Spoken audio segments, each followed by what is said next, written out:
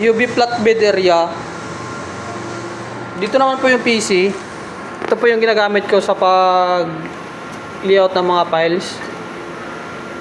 Then dito naman po sa gilid, sample item with approved sticker, maayos. Then dito naman sa gilid, UV flatbed mga reports. Then dito din po nakalagay yung mga pending ko po sa clipboard. Maayos po.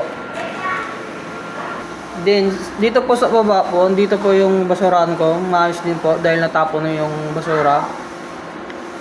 Dito sa ilalim po, dito din po nakalagay yung sticker para sa sample item, maayos din po. Then dito naman po sa printing area, ito po yung jig ko nakadikit.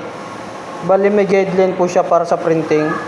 Yung piniprint ko po dito, notebook na maliit, planner tsaka malalaking item. Din dito naman sa gilid ng machine, dito po nakalagay yung stocks ko ng UV flatbed. Yan po, may label po siya. Then wala po akong critical stocks. Then nasa maayos naman po nalagayan yung mga ink ko.